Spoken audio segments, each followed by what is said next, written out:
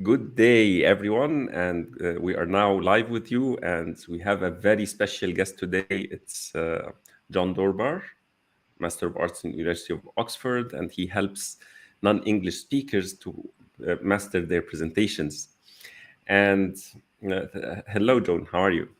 Good morning, Sharaf. It's really great that you've invited me to this show. Thank you very much. I'm really looking forward to it. Yeah, Yeah. Mhm.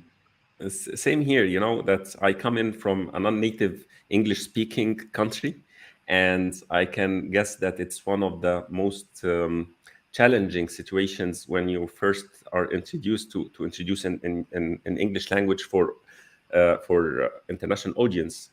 It is something that really, yeah, it invites a lot of as it questions your confidence, your ability to speak, or and sometimes you get words stuck in in your head and you just don't keep on flowing. So Yeah.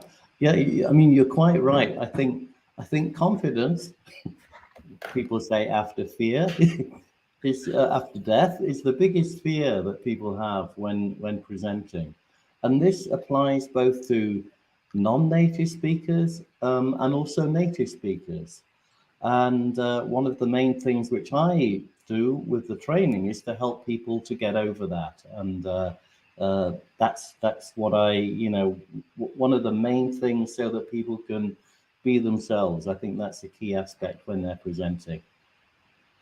I believe you do this in eloquent ways, and I believe that lots of leaders, especially those who are just promoted to international positions in multinational companies, those who are having international clients, they need to master how they actually their confidence when they're presenting and delivering their words and their speeches, their presentations, and sometimes it's really a really tough time before their presentation starts, and they need some sort of somebody to support them to master the game and actually mirror how they feel for themselves.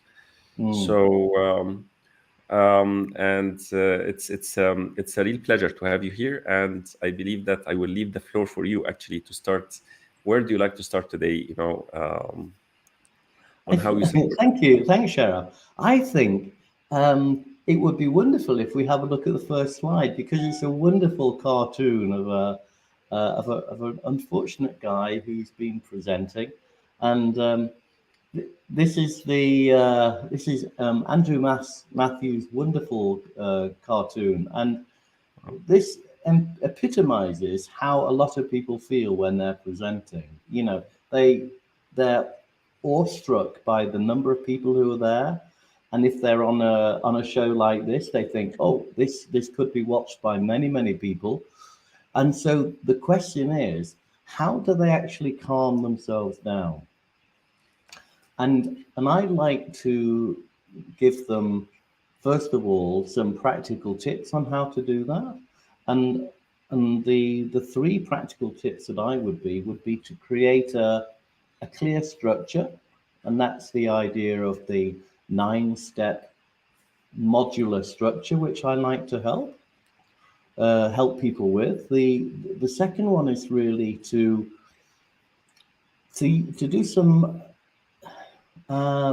personal work on how they feel about um, being with themselves, so that they don't get the feeling that all the time that they have these thoughts, and the thoughts are taking them away from their presentation. In other words, the third thing is to be able to actually go with the flow, and when things go wrong, which very often is the case, then they just see it as a natural flow, and they go on to the next section of the presentation. And so the next slide, Sharaf, is maybe you could just, yeah, that's wonderful, thanks. So basically, there are four key questions that any presenter, whether they're beginners, whether they're professional presenters, whether they're native speakers, non-native speakers, really need to ask. And the first one is a key question: why?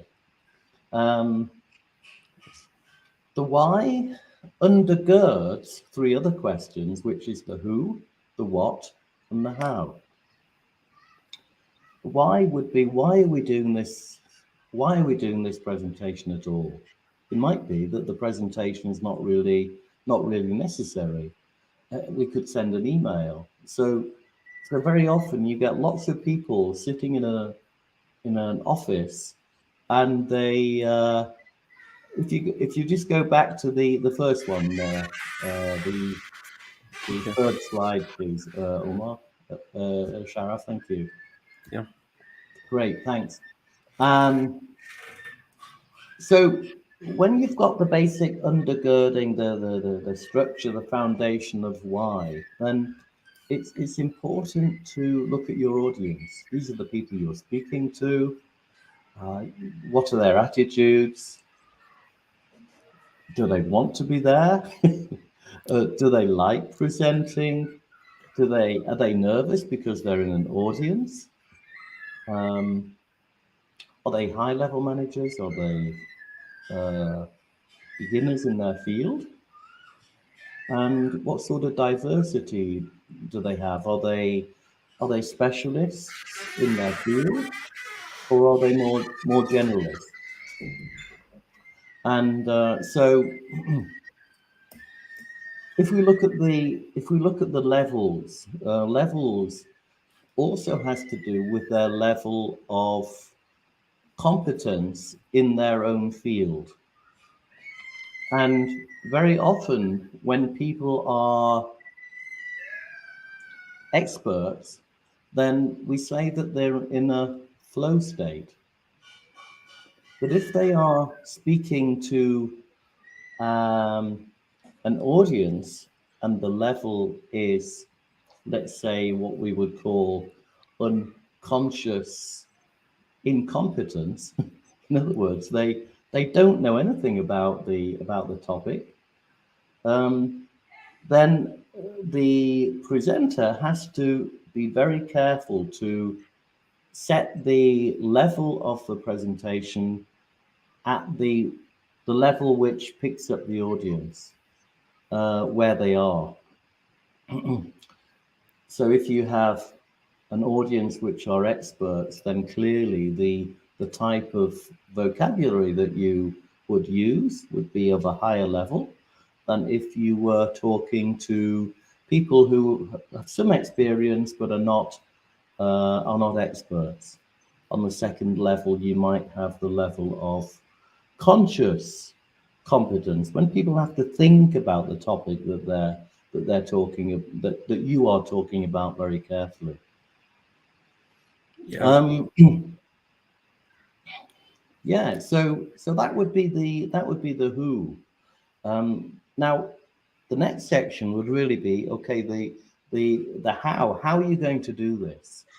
And in other words, the delivery. Are you going to do it online, face to face? Are you going to do it? That would be the environment here.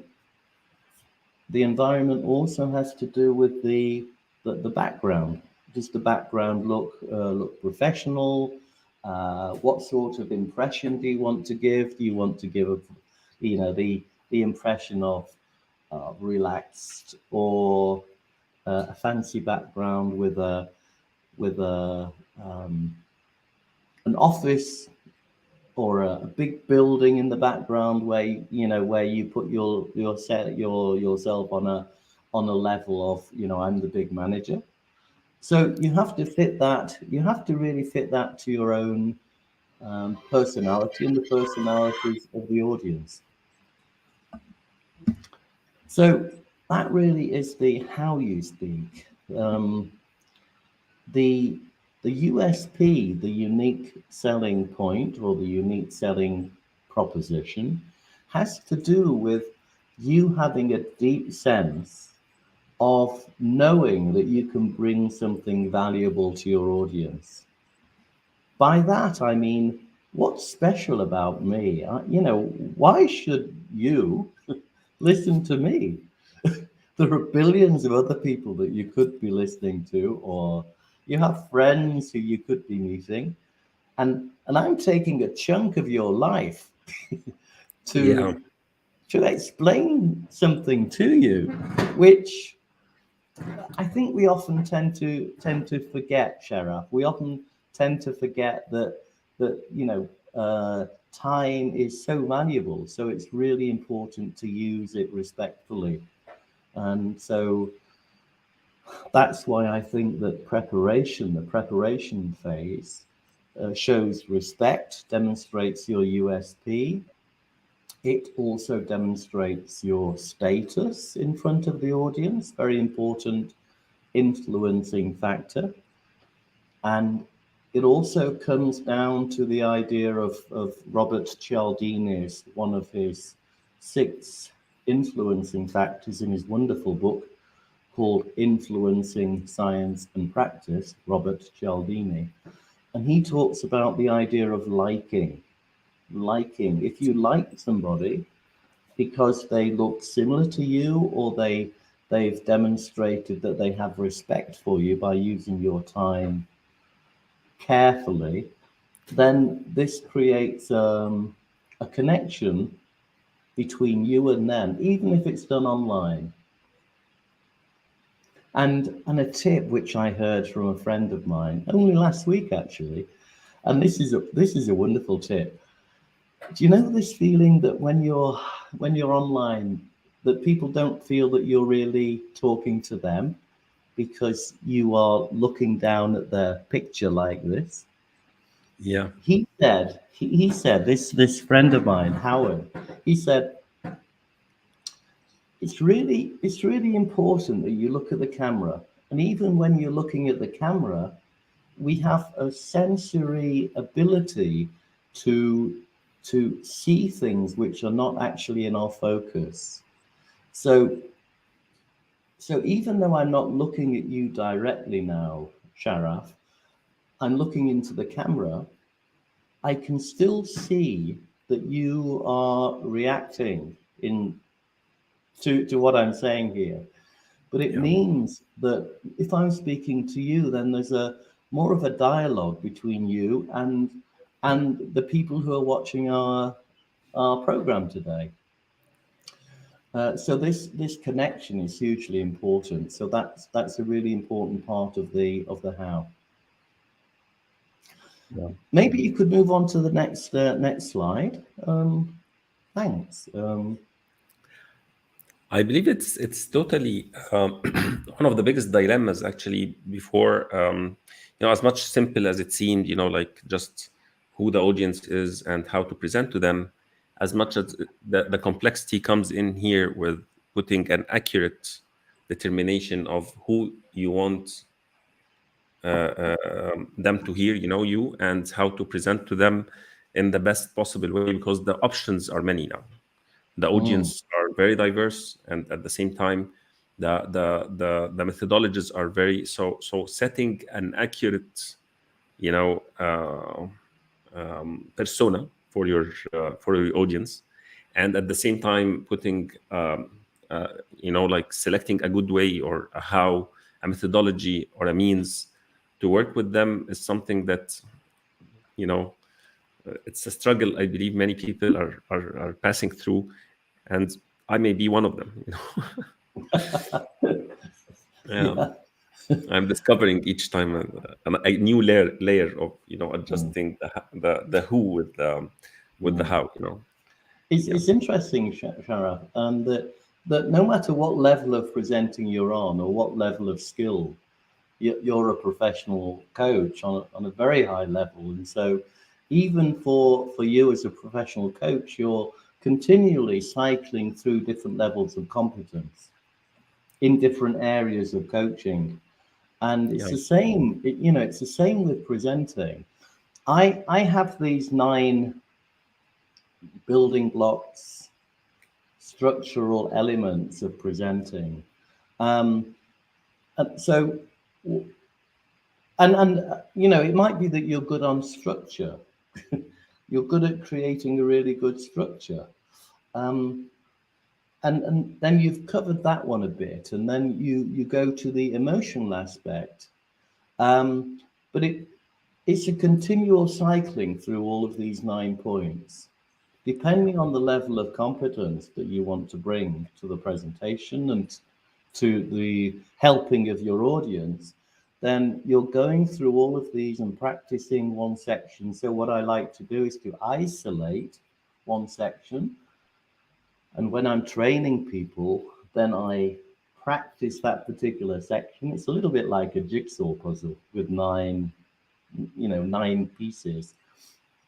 And then at the end of let's say a day and a half or 2 day course, then we put that jigsaw together again and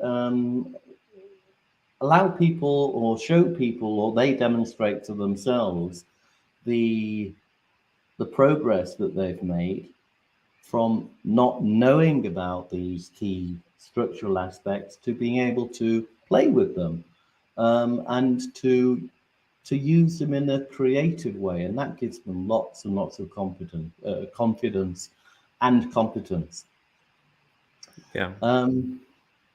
Well, one thing I would like to mention, Sharaf, is that is a key point here, and that's the emotional aspect.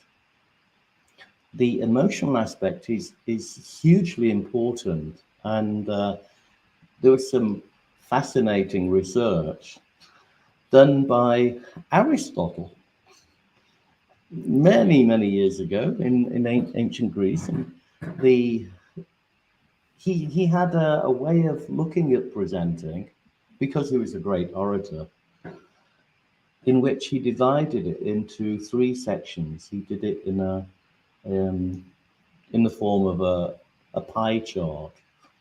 There was the idea of logos.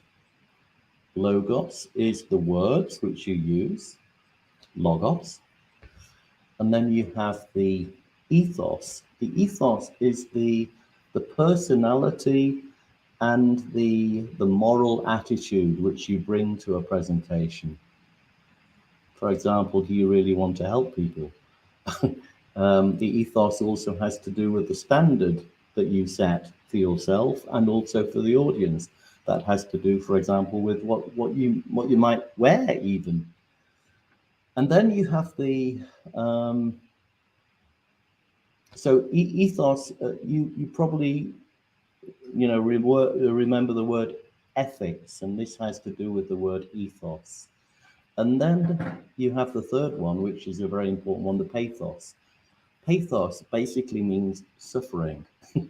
um, Pathetic is a word which comes from that in English, but what Aristotle was talking about here was the idea of the feeling which you bring across, the emotion. And you probably guessed by now, the way I'm speaking about it, that the pathos had a very high percentage. The Yeah. It was about 60%. I can't remember exactly the data. I have it on a pie chart, but 60, and then the logos was a lower amount, and the ethos slightly higher. So the words were of a relatively, let's say, low significance, but the emotion was what brings across the whole impact. Hmm. And this brings us back to the idea of Cialdini's 6 influencing factors of if you like somebody, if you get the feeling that they show respect and authority, then you're more likely to actually listen to them and be influenced by them. Yeah, that's very true. So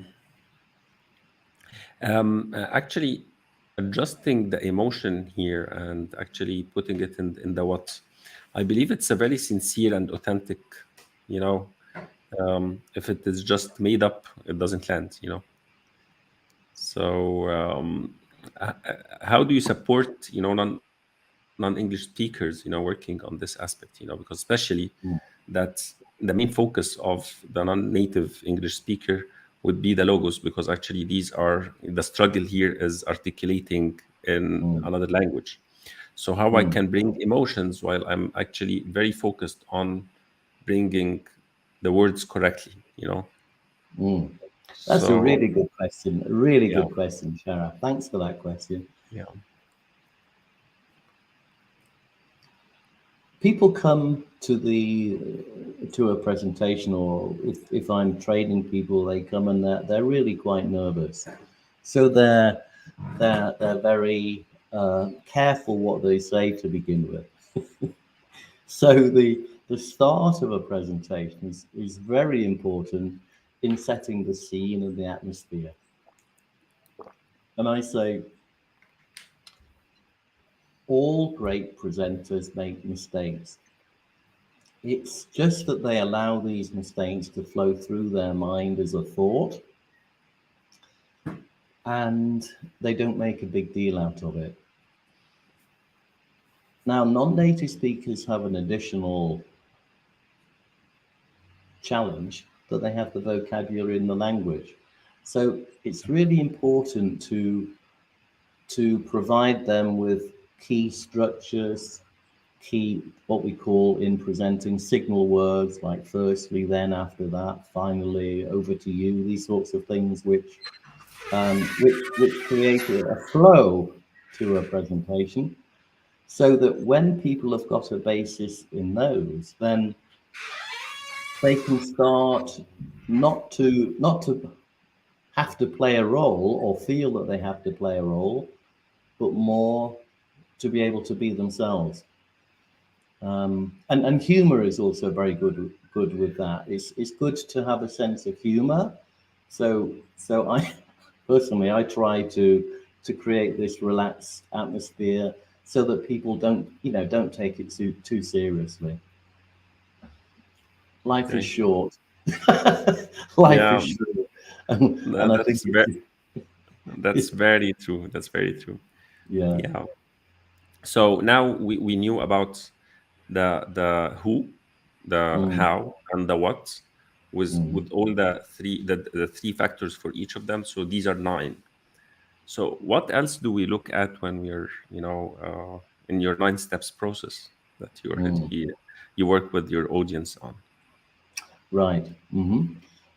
What I think might be helpful is if I just dive a bit more deeply into the idea of memorability, um, helping people to remember what you say. One way in which I do that is to stress the idea of a 3-point close. Here we're talking about the language aspect. So this is the content area.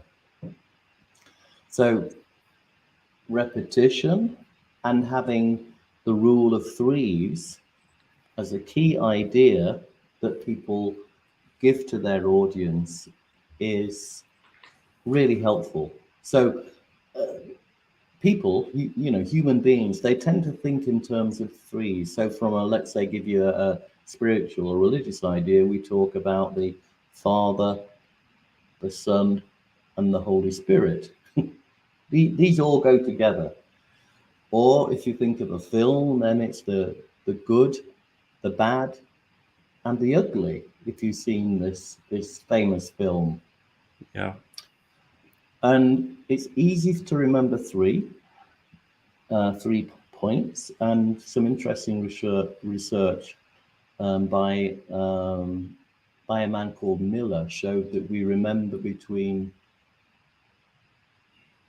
3 and 9 bits of information in our short-term memory. And when we overload the information on people, then they find it very difficult to be able to divide it into mini blocks, mini packages. So it's really important to give people mini packages of information. And I'd like just to do a little exercise, actually, Sharaf, if I may. If you are able to show the eighth slide, people, please. okay. Thank you. For people who are watching today, I have a little exercise for you, and also for you, Sharaf. The idea is just to look at this for 30 seconds, and then I'd like to see how many you can actually get together. So thanks. Could you just take that off the screen, please, now? Sure. Thank you. Okay, so a little test. I normally get people to write these down. How many of these can you actually remember? Now, we don't need, yeah, well, maybe. How many can you get together, Sheriff? Actually, because I'm presenting the slides, so I may have some subconscious memory about. Right. So, But so maybe, normally I can get something like 5 or 6 of them. yes. But just, let me, yeah. So it's Okay. yeah, I know it's maybe there was milk, eggs, grapes, Yeah. oranges, apples, What's things like that. the problem with that slide is that it's not very structured, is it? Yeah, There's just loads of fruit and food that is thrown at you, and that's what we tend to do when we put loads of stuff on a gigantic slide. So if you could just show us the next slide. I wanted to show you what I was talking about when I was speaking of little packages of information.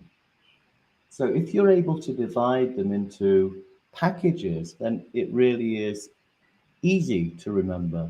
So, then you say dairy, and then people can get the four together. If you say fruit, then they could get the grapes, apples, and oranges. Obviously, without without looking at the slide, and vegetables, potatoes, and carrots. And so, this is not only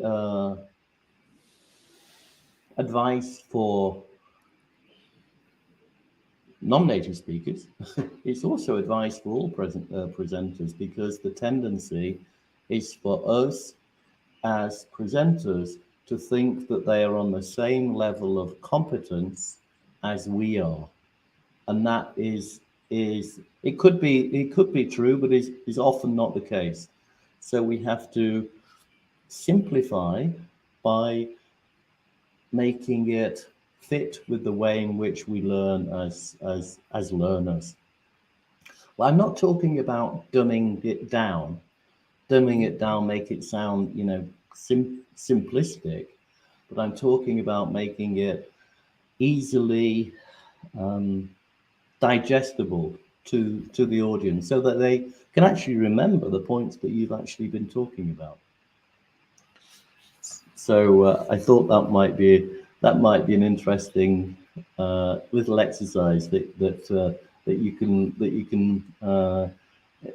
get the message of bite-sized bits. That's the take home from that exercise. Great, thank you. This slide is actually the last slide that I'd like to show today, Sharaf, and that has to do with different types of people. So you see the gentleman behind the lectern there. He's asking these animals and the bird and the fish to climb the tree. Okay, so for one or two of these, then it might be a good option. But for others, then maybe not. yeah, Now, what's the point of that, and what's the connection between presenting and this rather nice picture, I think? And the idea behind it is that we're all on a different level of competence with something. So even though the people who come to your audience might not be totally professional in your area, they're professional in something. So everybody can bring something to the presentation. And having that as a mental set helps me to give the whole atmosphere of presenting as being we are moving towards this goal together, rather than, I'm the big presenter, you listen to me, I've got something to say, and you haven't. And that for me is a very, very important mental set and philosophy, a sort of life philosophy, which I bring to every presentation which I do. Yeah.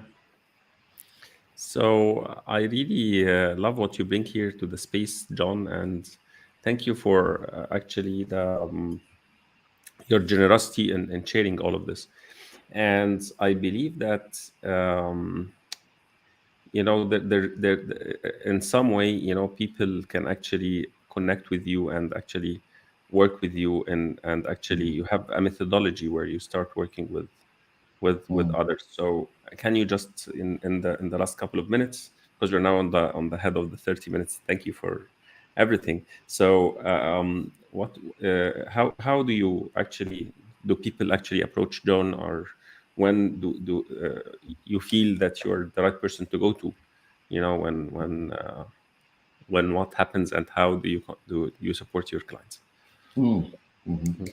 Yeah. Thanks for asking that question. I love helping people. So one thing that's important is that I know that people are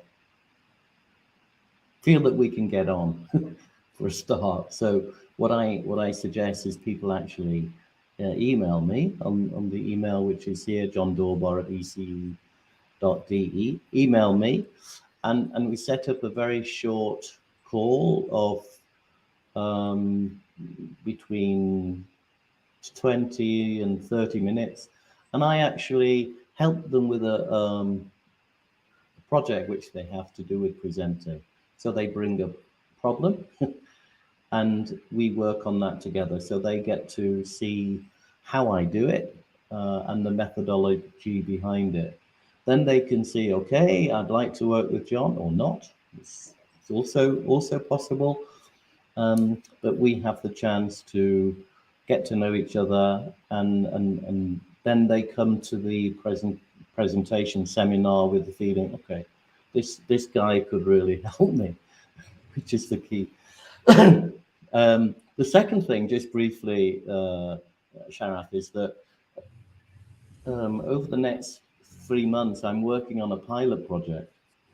And this pilot project is a project which will be over 10 and a half hours on a Monday and a Tuesday and a Wednesday, 3 hours, 3.5 hours, 3.5 hours, 3 hours. So it's a 10 and a half hour presentation seminar.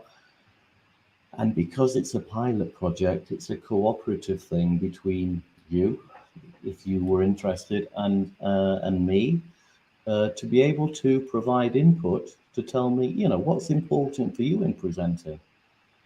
So my goal is to design the presentation according to the needs of the potential clients, and by doing that, we both benefit, and they are able to come to the first pilot project for in the end, it's half the price that what it will be in 6 months or 9 months, so that people have the chance to just to test it and get the benefits of all of the. I'm hoping to call about 100 people from all around the world to be able to get their ideas on, what's important to me when presenting.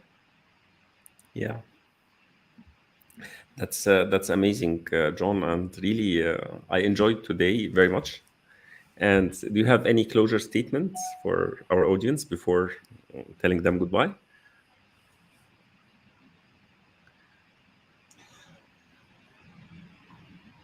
Yes, be yourself. Wow. Be As much yourself. simple as this advice is, as much it's I know it needs a lot of work from inside. Just make mistakes. Yeah. Yeah. Thank you, John, and thanks for everyone who already is following this episode from Innovation Creeds. And this today we had this special guest John Doorbar talking about memorable presentations. And I believe that you brought a lot of value today in talking about how to keep it memorable and make sure that you talk to the right audience with the who, with the how, and what are the methodologies to do it, and what is the message that you want to deliver with its logos, ethos, and pathos that are related into it. And thanks for bringing all this value, John, in this short time. And I believe there is, a thank you from Ahmad Ibrahim. He's actually one of the audience here, and he's sending, love and gratefulness for this presentation. And thank you and everyone who's following this episode. Have a great day. Thank you Thank very you very much. much, Ralph. Thanks for inviting Okay. me, and thanks for watching. Okay. Thank you. Okay. Yeah. Bye bye. Bye-bye.